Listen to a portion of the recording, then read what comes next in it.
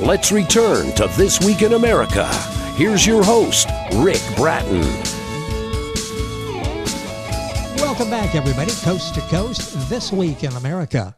Join the heartwarming adventure in Michael Moose Helps Santa by Dawn Harvey Kittle. When Santa's reindeer fall ill, it's up to a kind-hearted moose named Michael to save Christmas.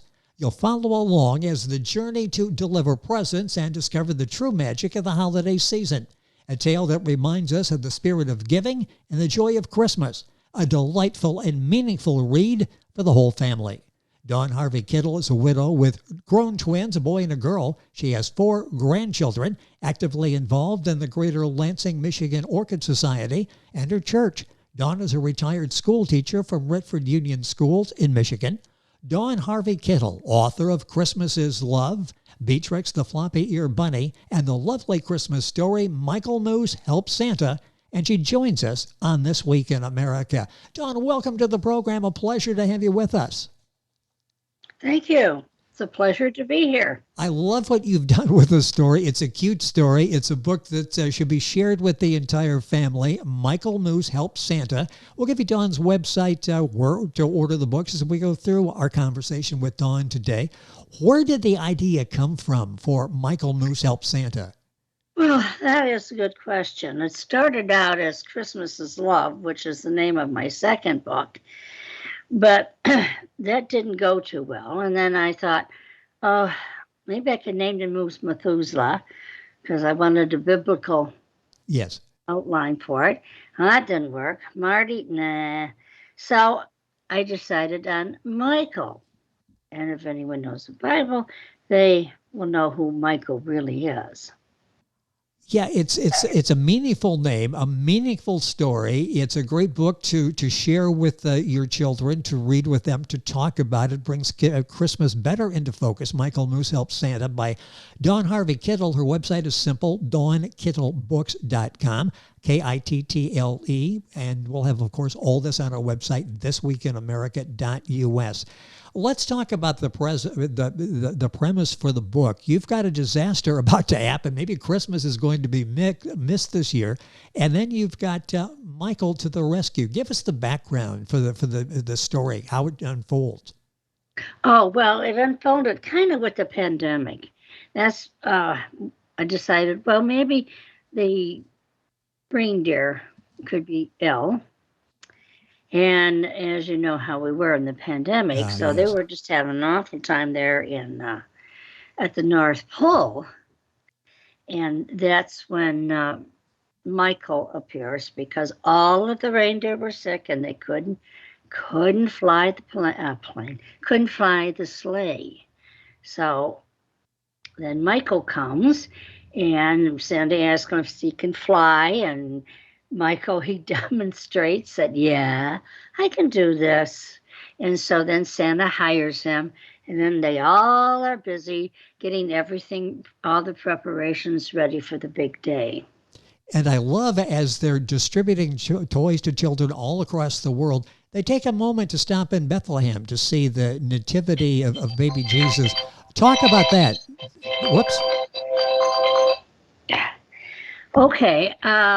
Well, if you get the idea of Michael, I don't want to give it away yet. No. But yes, they're all done. They've delivered all the presents, and they're on their way home. And Michael says to Santa, "Oh, we have an extra special trip we're going to make."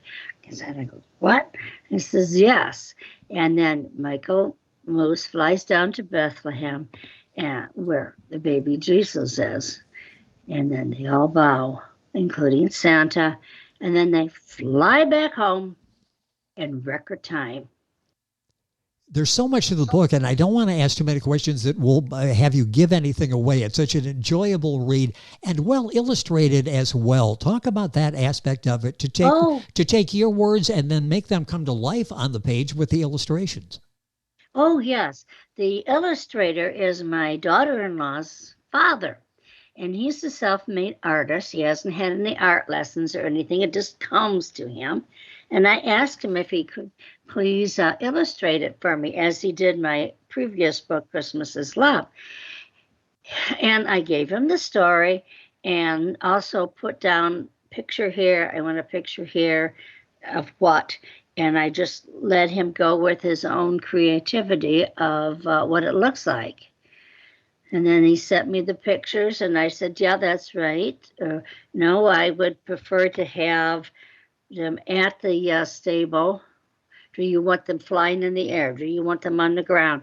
And that's how we communicated, and that's how he made those beautiful illustrations.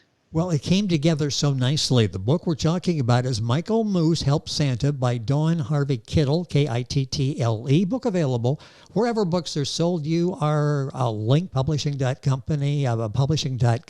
all of the places. We've got these on our website and Dawn's website, dawnkittlebooks.com.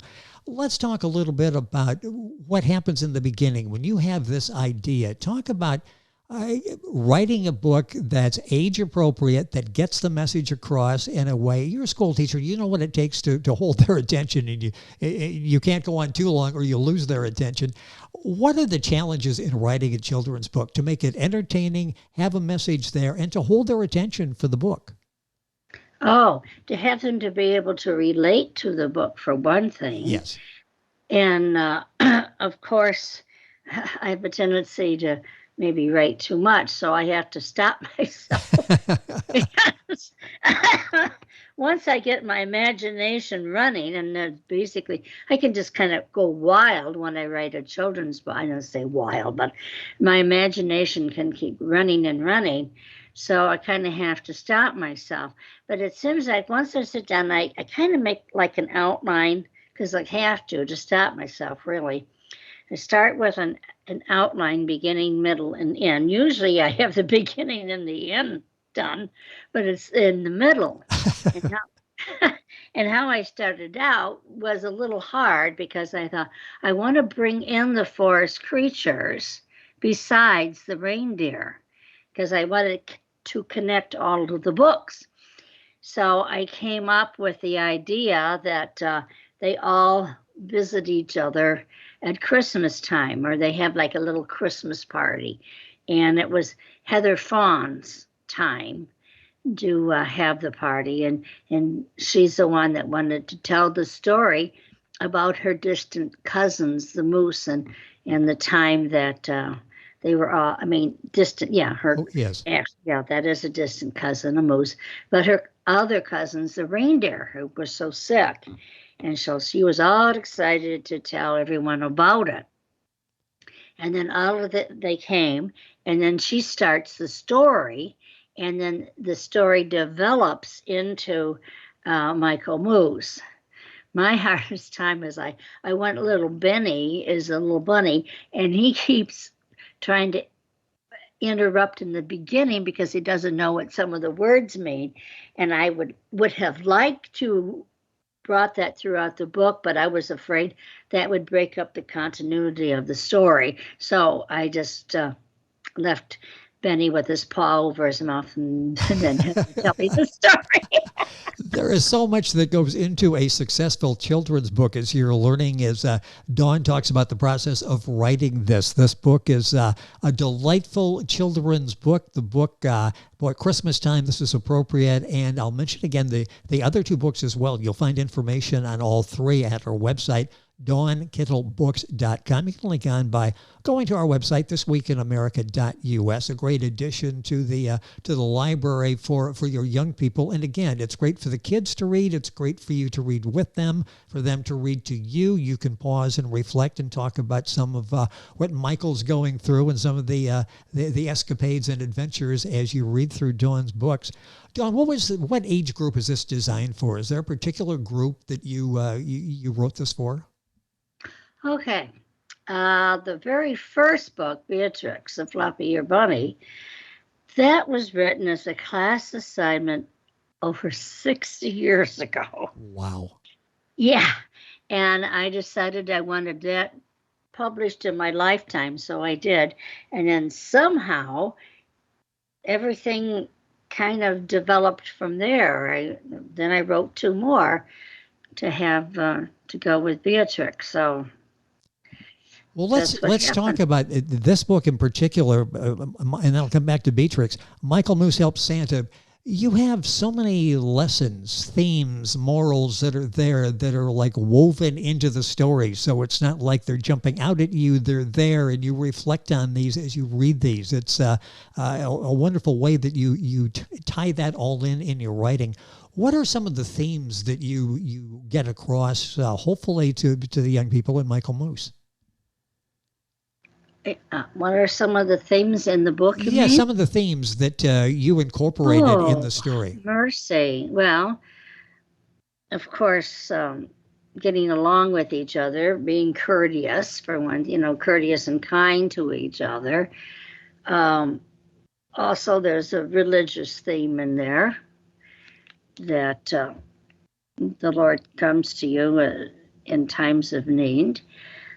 Oh, let's see.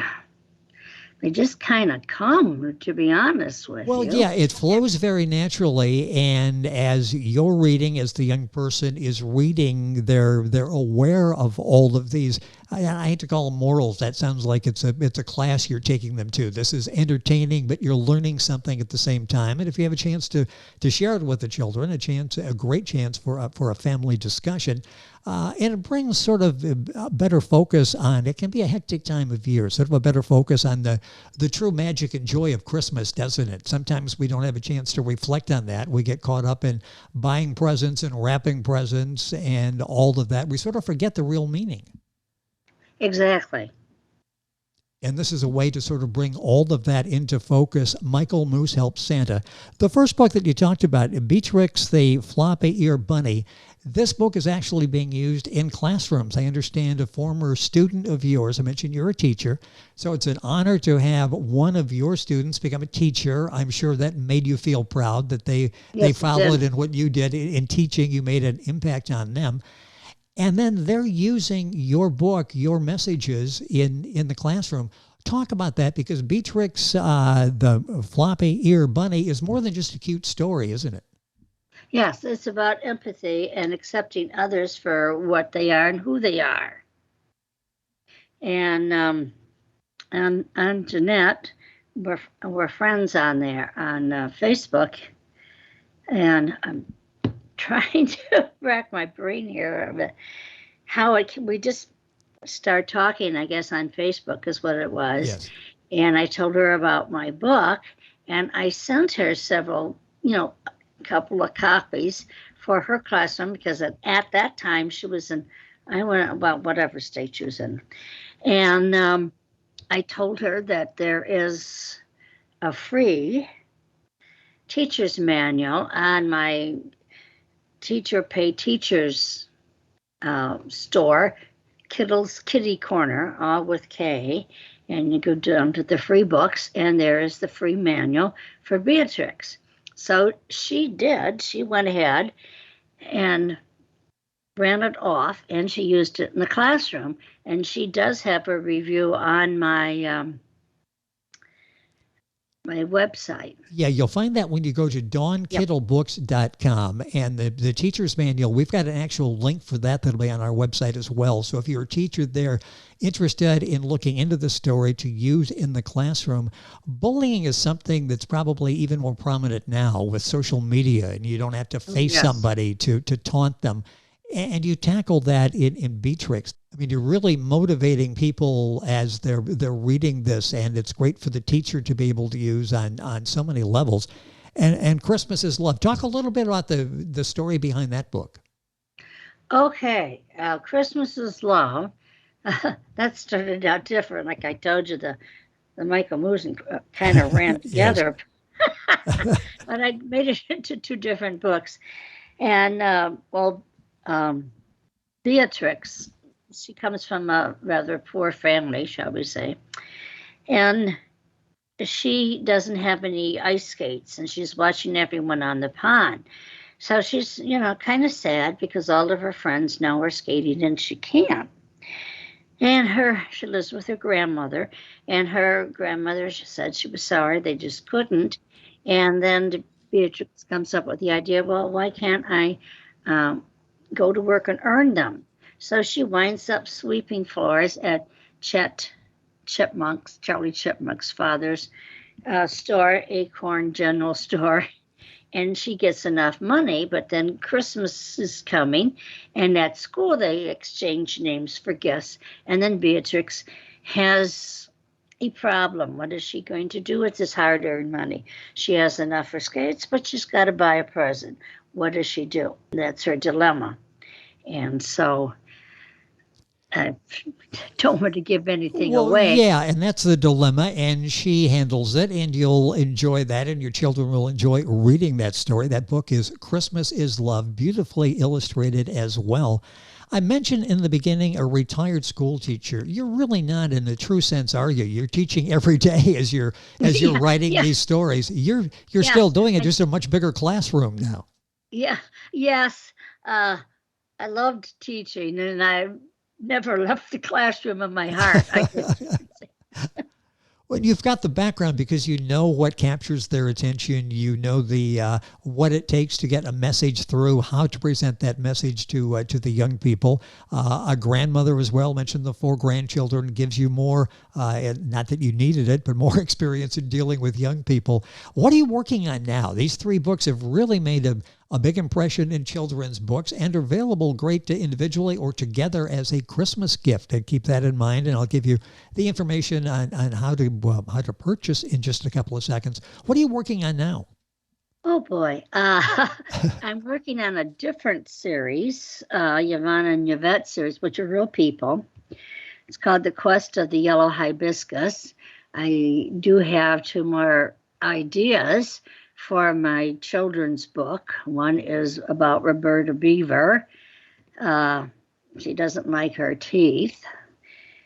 And then there's another one about a fox. But those are still mulling in my head. But The Quest of the Yellow Hibiscus came about with my cousin and I in Florida. And we were looking for a yellow hibiscus for her yard, and I says, we're on the quest of the yellow hibiscus. That sounds like a good title. And before you know it, that took off, and I'm in the middle of working on that, but as it involves real people and real places, I have to make sure everything is accurate. So yes. I have to do research, and it's not like with the children's book where I can just my imagination can go, whoopee, yes. But this one has to be more, How long do you think before that may be available? Oh, gosh. It depends if I push myself. No pressure. I don't mean to do that. No pressure. I tell you what, if you check Dawn's website, DawnKittleBooks.com, when the book is out, the information will be available there, and you can get information and order that as well. A couple minutes left in the program. How much fun has this been for you in writing these children's books and reading reviews and seeing reactions from real people and having one of the books being used in the classroom? How much fun is this? Oh, it has been fun. Like I said, I start out writing that. And then when I sit down to the computer to type it up, sometimes other ideas come to me that's entirely different than what I've written. And I it's a lot of fun, really. Well, and the end result is it's reaching young people. The great messages in all of the books. This new book that we're talking about today is Michael Moose Helps Santa. The other 2 books, Beatrix the Floppy Ear Bunny and Christmas is Love. You'll find all of those at Dawn's website, DawnKittleBooks.com. Dawn, a pleasure having you on the program. Thank you so much for joining us. Congratulations on the success of these books. Looking forward, no pressure, but looking forward to talking with you when the next book comes out. Enjoy the holiday season, and thank you so much for being with us on the program. Thank you. I enjoyed it. And the books, once again, great ideas for young people in your family for Christmas. The 3 books are Michael Moose Helps Santa, also Beatrix the Floppy Ear Bunny, and Christmas is Love. Information at yourlinkpublishing.com. All the usual places for books, and Dawn's website, DawnKittleBooks.com, Kittle. And you can link on by going to our website, thisweekinamerica.us. And we're back on today's program right after these messages. This Week in America is online. You can visit our website, thisweekinamerica.us. Scott Pinkerton, associate producer of This Week in America. Jay Anderson, segment producer. Ben Watson, webmaster. Otto Bechet, director of engineering and TV production. This Week in America produced and is a trademark of Blue Funk Broadcasting, LLC. For information on all of our guests and to listen to this week's show, our website again at thisweekinamerica.us. And I'm Sean Bratton, executive producer of This Week in America.